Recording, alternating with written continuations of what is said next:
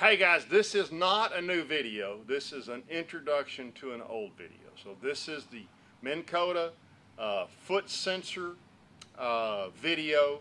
I've heard from the Minn Kota folks and they asked us to do a clarification, and we're glad to do that because Jones Trolling Motor and I both want the correct information out there for you guys. So I've talked to a guy at Minn Kota a bunch over the last week or so about this, and so he sent me an email and asked me to update this. They wanted it on the screen. I'm just going to read it to you. It's just as easy for me to read it to you. That way you can't make fun of my bad spelling. So I'm going to read you this verbatim, and for you Aggies, that means I'm going to read it exactly as it's written, just in case you don't know. So it says, and I've had an opportunity to collaborate with the Minn Kota factory technicians on the content of our video. The Ultrex foot pedal sensor is not a recall, and most older style sensor boards will not experience this issue. Foot pedals exposed to standing water have a higher risk of this happening. The three problems mentioned in the video are not related and are unlikely to occur together. If you experience difficult steering on your foot pedal, stop using your foot pedal and visit an authorized service center for repair under the 3-year Ultrex warranty. You may continue to use your remote control to operate your trolling motor until the foot pedal is repaired. Once complete, there is no need to carry a sensor. Changing the foot pedal sensor requires some fine adjustment not shown in this video that may affect motor performance. Without proper training, this process may result in damage that may not be covered under warranty. We strongly encourage you to visit your local authorized service center for all repairs. So what they're talking about is that ribbon wire coming off that sensor. If you pinch it, if you crimp it, if you damage it, when you're installing it, you saw how he had to weave that through there, it may fail on you. And if that's the case, they're not going to warranty that failed part. So the simple fix is carry it to your authorized warranty center and let them screw with it, right? And the last part that he talked about there was there is an adjustment for how much pressure it takes up and down, or maybe, I can't remember if it's pressure or if it's where it is level, but there's an adjustment that has to be done that the guys did on mine after we quit videoing, so that needs to be done as well. If for some reason you wind up buying this part, and I talked to the Minn Kota guys, I said, look, some guys, you know, they may be 3, 4, 5 hours from an authorized service center. And they said, we understand that. If you do this on your own, make dang sure you don't crimp that wire. And also in the instructions when you buy that part is how to do that last adjustment. It's in there. It tells you how to do it. So there you go. The one thing he did say to me, he says, you guys didn't emphasize this enough. He said, the vast majority of problems we see or because, if you remember in that video, he just cleaned out that little drain plug in the front of my boat.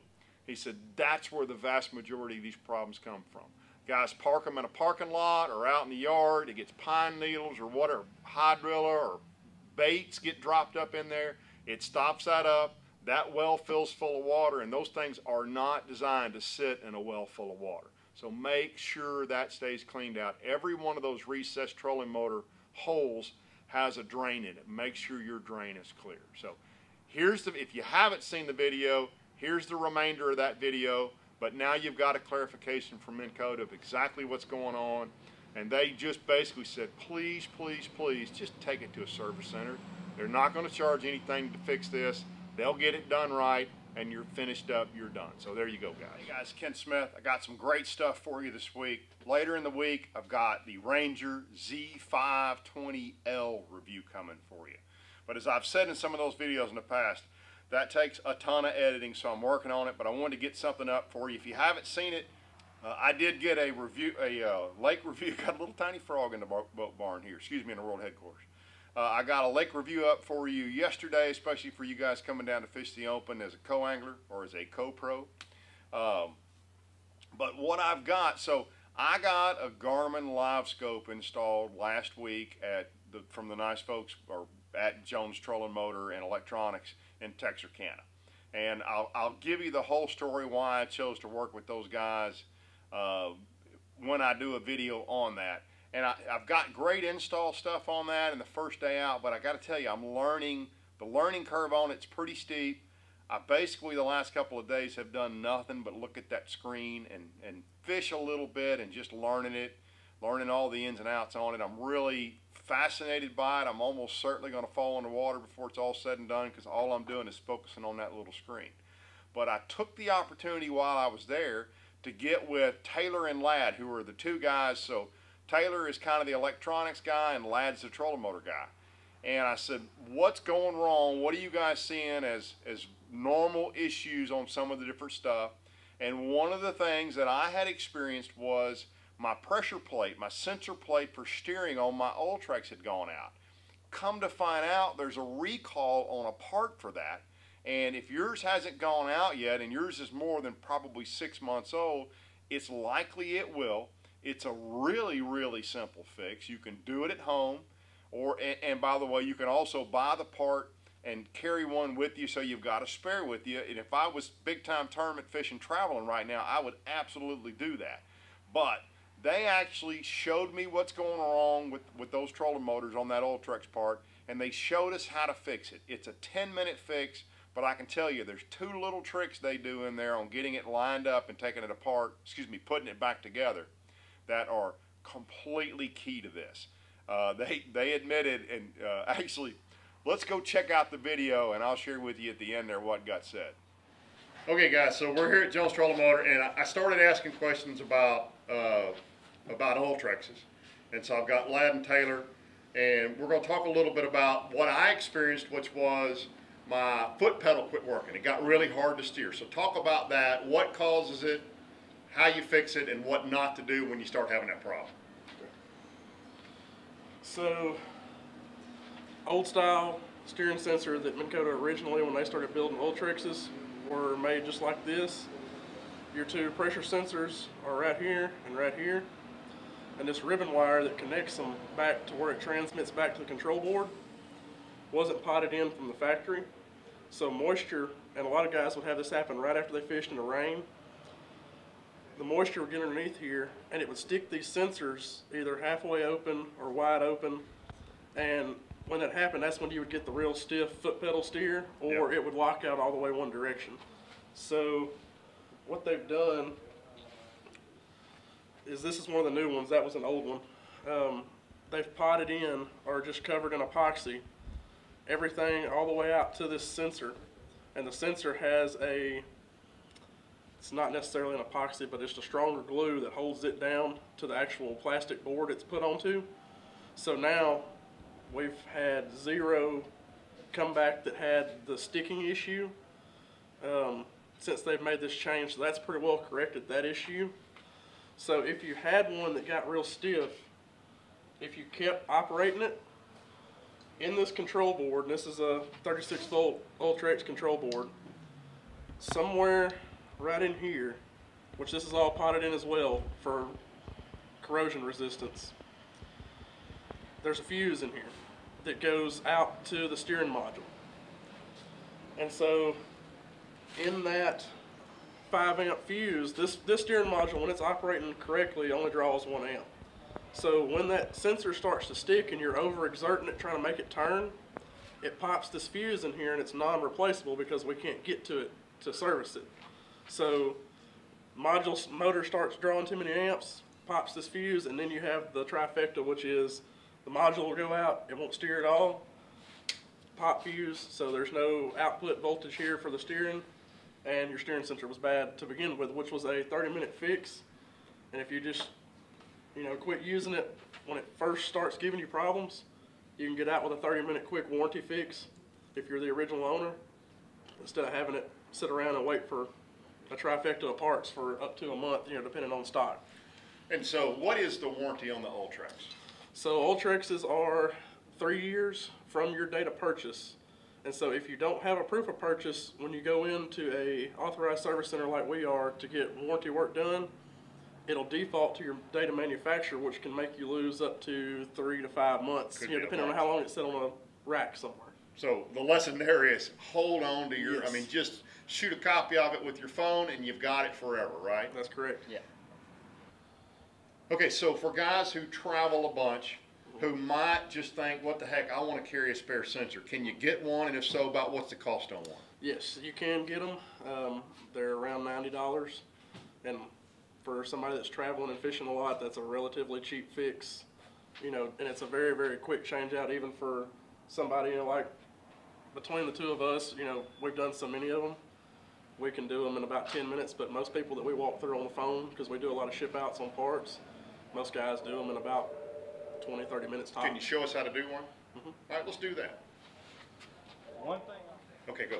One thing I will tell customers, once their steering sensor goes out, say it's turning left but not turning right or vice versa, I will tell them to not press on it so hard to make it, it'll still turn a little bit, and their guys are just trying to get through the day. They will break their cables, their steering cables. Don't press on it, because you will break it and you'll end up being back at the shop. Can you use your remote? Sometimes it just varies. Oh, I mean, really? yeah, it varies on that. Sometimes it'll work, sometimes it doesn't, but most of the time it does not. I've seen it on a few occasions that the remote will work, but most of the time, once you get moisture in one of these pressure sensors here, they will quit working. Okay, perfect. We'll show the guys how to fix it if they get in a bind.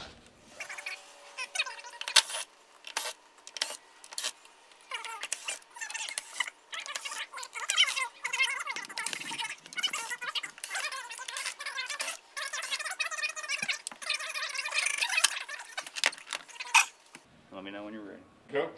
Alrighty, so we was talking about the steering sensor going out, which is this. Okay, so the way to fix it is to, generally in my opinion, to start by taking off the foot plate first, which is, there's several screws in it, but I got it out here. Yes, sir. So the steering sensor is on the back side of this foot pedal here, but it is actually this little white clip right here. You got to click that little clip out, and that will get it going. So once you pop this little clip out, you're good there. Try to get all of him in there. Okay. Now, once you pop that little clip, we're going to have to get in this spot right here. There's a pin that goes through this rocker on the foot pedal. And once we do that, I need the hammer. I never like it when a guy's sitting in my boat and he says, I need the hammer. Okay, so once you get the hammer and a little pin, dry pin, there's one side of this that's actually got a little, it's almost beveled. And you drive that out there. I know it's kind of scary using a hammer and a pin, but you drive this pin out. And once you do that, you push it out completely. Show me the bevel. It'll be this right here. This side's beveled and this side's got little Hold on. grooves on it. So which side is the side you punch on? This side is going to be the side that you punch on. Okay. It's got little beveled side, and this side's got the Got the little to hold it in grooves. place. Got it. Yes. Okay. So once you do that, you turn this over, and there you'll see the steering sensor. Oh, I don't have the new one. No, sir, you do not. Check it out. He has the old style steering sensor, and in Minn Kota's service manual and everything else, it's basically a recall, and they're telling everybody that's still under warranty that they need to replace this one. So we're just going to go ahead and replace this one. Yeah. Okay. Yes, it is a recall on these steering sensors here. So what we do is we take these 4 screws out here.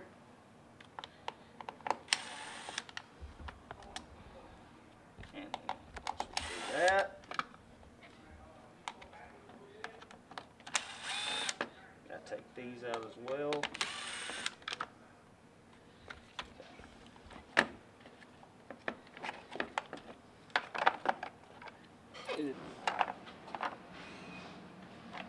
Every one of these are different. All right, so while we're talking about it, if I'm traveling and I carry a spare sensor with me, I need a Phillips head screwdriver, a punch, a hammer. That's about it, isn't it? Mm-hmm. Yes, and a sir. set of dikes, which we'll all carry anyway. Yes, sir. Okay. So once you got all that, you basically remove this, add the new steering sensor in.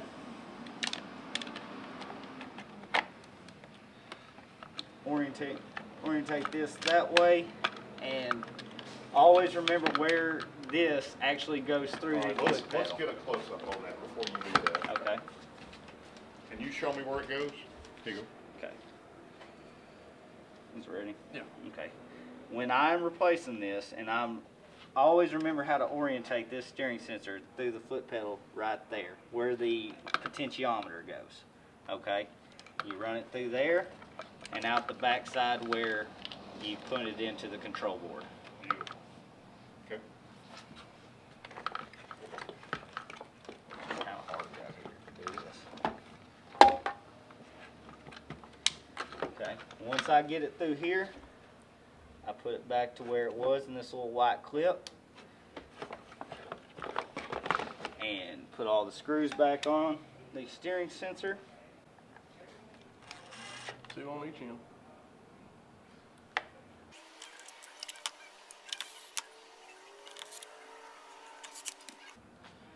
We take these little white clips back off the old one.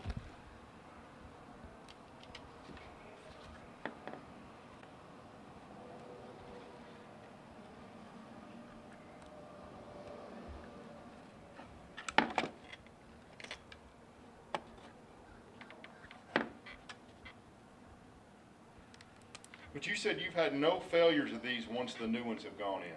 And how long have the new ones been in market? Ooh, they've probably been in for about close to 6 months now, since they've probably been fully. So if they were going to fail, we'd see them failing. Yeah, most of the new model trolling motors now that have been put out in the last 6 months, you're not going to see it. Stop just for a second. Yes, sir.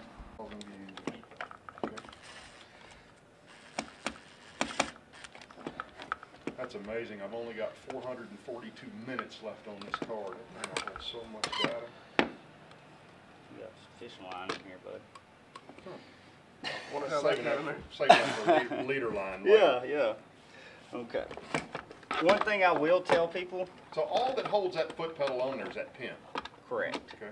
One thing I will tell people, generally try to keep this rocker here as flat as possible. If it's leaning one way or the other, it is really hard to get this pin through there. Oh, good point.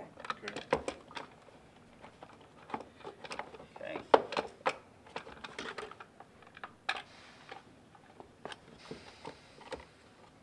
So once we have that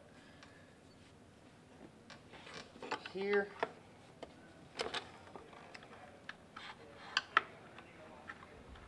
So you use your punch as your guide. yes. So we got that guide in there. And this takes the longest time, 90% of the time. And then you just punch that back in there.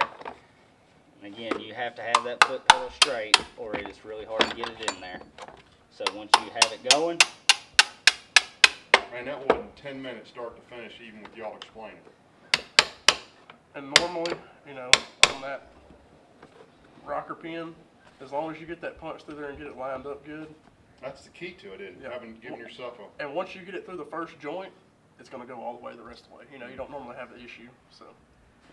so now that we have it replaced, You get power off. one thing I will tell people, this is kind of off topic, but everyone that has a recessed foot tray, a lot of people do not clean out their drain plug.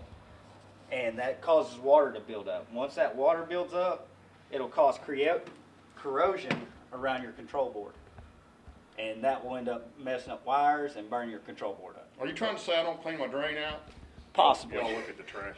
That's so bad. Yes, sir. But that's where the hydrilla lands. And apparently a spider. Yes, sir. So we always have to keep this cleaned out right there. And that Good little will ring. save you a lot of time and heartache. Okay. Okay, so once you do that, it's going to be good and ready. Steer, and Far enough. yeah, Here you go. and it should be going good. Oh, it's good. It's good. It's far enough now. Okay. So So- we're back to steering the way it ought to. Yes, sir. So if it wasn't turning left, but it was turning right, that means one of these we're going back. So he's all good. The old one's is done. and we have the new one in there. Excellent. Now we just put all our screws back in and we're Put your done. foot plate back in there and you're good to go. Flip your power off. You seeing anything else failing in these on a regular basis? Most Not- everything stems from steering. Okay. Sometimes the on-off switch will start flickering. Somebody will hit a wave and it'll start flickering on and off. It's generally starting to go bad, or you have a loose connection in these two wires. And Show one me point to thing, those two wires when I get a real good tight. Right there. These are going to be the two connections right here that go into the on-off switch. It does not matter which way you put these. Oh, really? and Yeah, it you can have it also, either way. it's not like a traditional switch where if it goes out, then your trolling motor won't come on. It's like if you pull that switch out right now with the power on to the system, trolling motor's gonna come on and stay on. It works by a break in the system, not by, But not a positive turn on the system. It turns Yes. the system off. Yes. Got you. Okay. When you're putting the foot pedal back on, easiest way to do it is to start with the two screws that went into the control board. make Make have sure- machine threads on them. Yes. Make sure they are lined up correctly with these holes. Best way to do it is put a screwdriver in one hole and then this in the other, and that'll make sure this one's still lined up. Put that one there. And this one there. And everything else should go smoothly from there. Guys, if there's a NASCAR for trolling motor repair, these guys are it. We We do. were laughing about how long they've had other guys when they've tried to do it on their own. And, I mean, that was a real quick fix. I'm sure it would take an hour if you're trying to get that lined up. I suspect y'all's first few efforts on that didn't go quite that smooth. Oh yeah. We were a little lost at first, but once you kind of sense first time, it kind of becomes easy. Second nature. Absolutely. Because at first we were just trying to beat that pin back through there without putting that punch. Okay, so what you heard Taylor saying right there at the end when the camera died was we did a lot of cussing and trying to get these things put back together until they figured out to put that punch back in there as their guide pin to put that thing together. He said, because you can break stuff just beating on it. So that's I think that's some of my favorite content I've posted in a while outside of my boat reviews, and I got some more stuff from them as well about batteries, which was fascinating to me. So I'll get that up in the next couple of weeks. I got so much content coming y'all's way. I got 3 or 4 things in the can for you, so just stick around. If you don't subscribe, please do. I hope you enjoy this. If you did, hit that like button. You guys know how much that helps me with YouTube and their algorithm, so that's very much appreciated. I'll be back to you. I hope to get this up Tuesday, and I'll be back to you on Thursday or Friday with the Ranger Z520L review. Thanks, guys.